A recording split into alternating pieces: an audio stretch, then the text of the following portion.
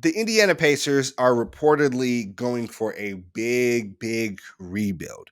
This is something their owner did not want to do for quite some time, even though the GM really wanted it, and they are trying to tear it down and build it back up. This is something that I personally found surprising, but they said Sabonis or Myles Turner will be on the trading block, as well as Caris LaVert. Now, you know how I feel already about the Pacers and making a play for Kyrie Irving. There's already a video out on it on the YouTube channel where I think it'd be a perfect trade to give the Brooklyn Nets that 5 rim protector that they do not have and get Kyrie into a market where he can actually start playing ball. But it sounds like they are not interested in being competitive anymore.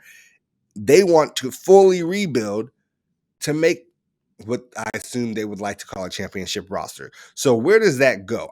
I want to give you the fly route for these 3 players that they have put on the market to make the best trades for the Indiana Pacers. Now let's start off with my guy Myles Turner. Now I think the best trade out here is going to be for the Warriors. The Warriors finally get to solve their hole at the 5 by getting Myles Turner, and the Pacers would get James Wiseman and Jonathan Kuminga. 2 lottery picks with a lot of potential going forward, but are not the win right now. I like Turner over Sabonis in this trade for a little bit of the money matching Matt. To get Sabonis would require a 3rd player for the Warriors, which is not something that I think they want to let go of. And Turner does not need the ball in his hands, can rim run effectively and defend at 6'11". Sabonis does more with the ball in his hands that I think overlaps with Draymond's capabilities.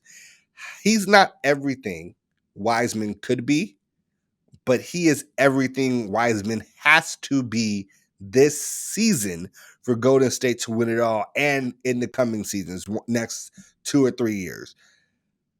And all that is defend DeAndre Ayton and Anthony Davis in the playoffs, get boards, and occasionally space the floor because Draymond Green exists.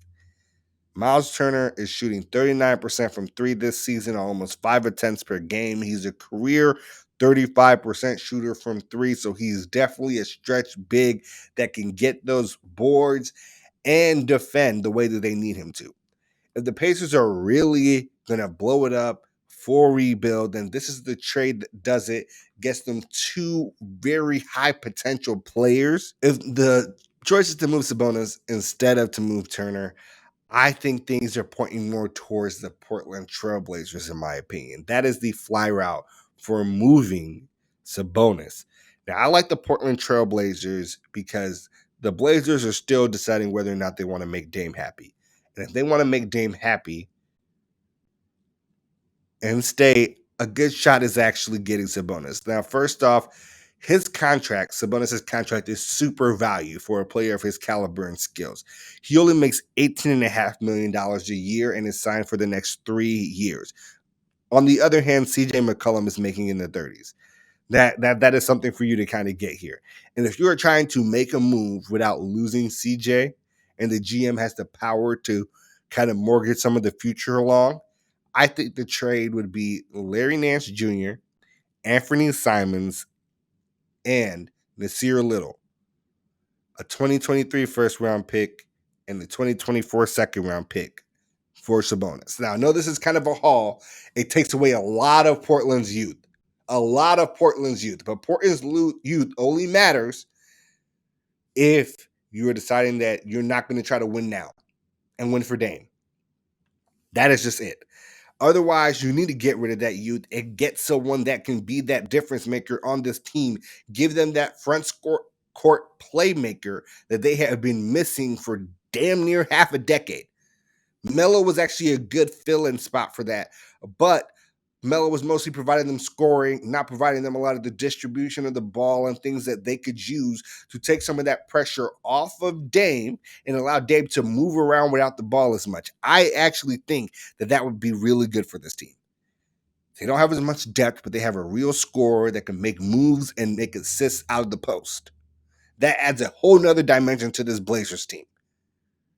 And hopefully it's something that makes Dame want to buy in, quell a lot of the rumors, allows them to build a big 3 around Dame, CJ, and Sabonis. Now, the last guy on the hit list for the Pacers to move is Caris LaVert. And Caris LaVert's an interesting guy because Caris LaVert is having a down season, to say the least, right now.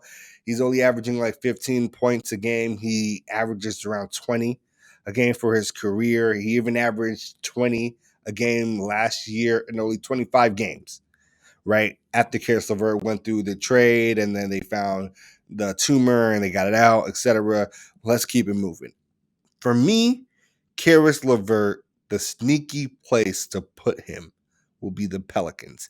And I think that after losing Lonzo in the backcourt, they can really use a upgrade in that backcourt for someone whose timeline fits better with Zion and Brandon Ingram. Because Caris LaVert is a little bit on a downswing right now, you can buy cheap. The Pelicans are a team that needs to buy cheap because they're trying to make their core work. Now, look, here's what I say. You give the Pacers Tomas Satoransky, who's basically salary filler from the Bulls trade, Kira Lewis, who is the former first-round pick point guard with some potential, and a second-round pick or two. Maybe it might actually have to be 2 second-round picks, but the Pelicans have a ton of second-round picks from the moves that they made this offseason. Those 2 second-round picks, Tomas Satoransky, Kira Lewis, gets you Caris LaVert. Him and Devontae Graham can easily be a dynamic backcourt for you two that complement Brandon Ingram, complement Lonzo Ball, both great shooters, both can space the floor. I actually think it's a sneaky move that nudges the Pelicans forward another step without losing too much. And each of those nudges are going to be really important to building this team back into relevancy. Those are my fly routes for the plates that the Pacers are trying to move. I'm very interested to see what y'all think about these trades and what's really going to happen for the Pacers. Is the full tear down. Thanks for stopping by. If you enjoyed this video, make sure to drop a like, leave a subscribe so you don't miss any of our content.